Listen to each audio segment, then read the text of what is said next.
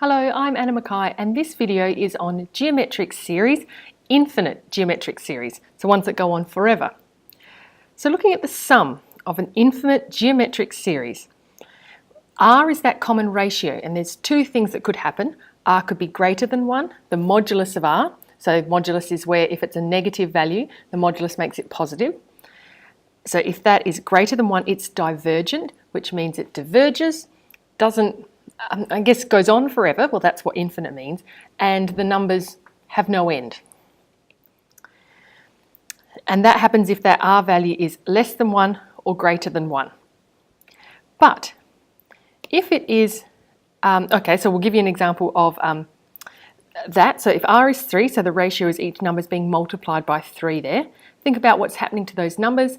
They're just going to go on getting bigger and bigger forever and ever and have no end and not end up at a particular number. So we say it's infinitely large and it diverges. The alternate is that if R is less than 1, so if it's a fraction, we say it's convergent. And that applies if it's between -1 and +1 because that modulus will kick in. So negative fractions, and when I say fractions, fractions that are less than 1. So an example here, oops, I've gone ahead a bit, and so a lot of it's spelled out for you, but let's just have a look what we've got. If R is a half, and which is the equivalent of dividing by 2, so we start with our first term of 1, and then we multiply by a half or divide by 2 to get to a half, multiply by a half each time. Thinking about what's happening to each of those fractions, they're getting smaller and smaller. So each time we're adding on a smaller and smaller number. The formula for the sum, as we've learnt in previous videos, is the T1 multiplied by 1 take R to the power of n over 1 divided by R. So what we need to think about is the impact that going on to infinity is going to have. So as those n numbers get bigger and bigger and bigger, where is it going to have an impact in that sum? Well, only where the n is, which is in the power there. So we plug in the values that we know. Our T1 is 1, so we substitute that in, and our R is a half. So you can see we've substituted in those numbers. I'm going to write it out, my thinking, and then the neatly written out will appear later. Let's look at the part that's got the n in it. So we say as n heads towards infinity, the part with the n in it is this half to the power of n. Now I'd love you to grab your calculators out now and see what happens when you substitute for n a really big number. So type in a half or 0.5, 1 over 2 and put it to the power of say 9999999, a really big number. What do you get on your screen? Hopefully 0 or basically 0. So we say that tends towards 0.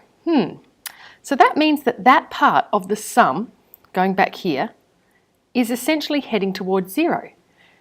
So the sum that we have as n heads towards infinity, that we have 1 take away 1 bracket, 1 subtract, the part that had the n in it was essentially we're subtracting off 0, which has no effect, divided by 1 over 1 take 2.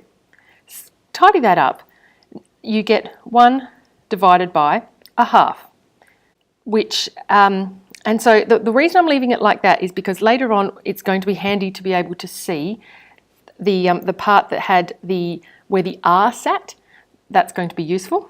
But as we can say that converges to 2. So the sum as we head towards infinity, surprisingly enough, will converge to the number 2. So we started off with a 1 and we added on a half and then a quarter. And although we're adding on numbers for infinity, and adding would imply usually getting bigger and bigger, because those numbers that we're adding on are getting smaller and smaller, the number that we actually converge to a number. So although it's an infinite series, we converge to 2. Here that is written out a little bit more neatly, the infinity that we're talking about, substituting that in to our sum, and the sum converges to 2 as we discussed. So just refreshing, that's the formula for the sum of a geometric series there. And just thinking back to that section that we had just before, it was 1 bracket 1 take away r. Hang on, but that was t1, wasn't it? To the r to the power of n. I'm just having a blank as to where that t1 was. It's here, isn't it? So anyway, if that whole part heads towards 1, because think about it, we've got 1 take away 0, which heads towards 1. So we've got t1 multiplied by 1, well, that is t1. So that's why that's a version of the formula, but only in the case when r is between -1 and 1. So if you see an r that's like that, you can jump straight to that version of the sum formula to use. Right, so there's the summation notation for the sum here is, now this is when r is the fraction between -1 and 1. The version of the formula is we start with t1 and we're adding on the different terms. To get to the next term, we had term 1 multiplied by 1 lot of the ratio, then multiplied by 2 lots of the ratio, etc.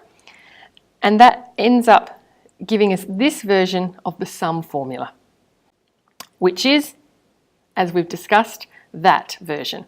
So be on the lookout. Whenever your r is between -1 and 1, you can use this version of the formula for an infinite series, obviously. Doing an example here, we have 0.7, writing that as a rational number. So that's a recurring decimal, 0.7777, forever and ever and ever, on and on. This can be done using the topic that we're in, sequences and series. So 0.7, having a think about that, all those decimal places, thinking back to your tens and hundreds and thousands that you learned many years ago, that's in the 10 column. And so that is the equivalent of 7/10. And then we're adding on this 7, which is in the hundredth position. So we're adding on 7 hundredths, then adding on 7 thousandths, etc. Here's that written out neatly, adding them on, and so on and so forth.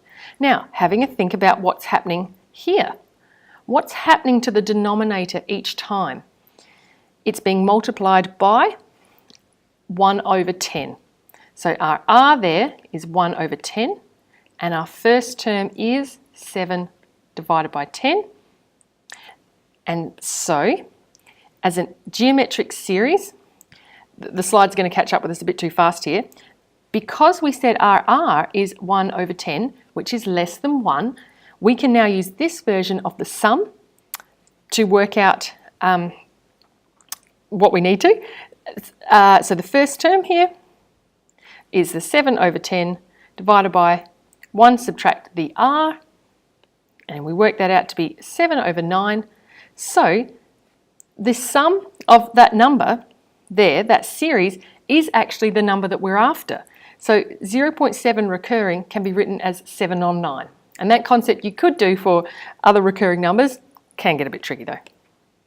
Last one here, find the sum. So just a refresher that this is the sum, this is the sequence that you're doing. So this is the concept that you're adding on each time. We're starting at 1 for k, so k is 1, 2, 3, etc. And it's infinite though, so it goes on. So the best technique is to start writing out a few terms. Is it converging or is it diverging? We're going to check that. Writing out a few of the terms. The first term, where k is equal to 1, is this.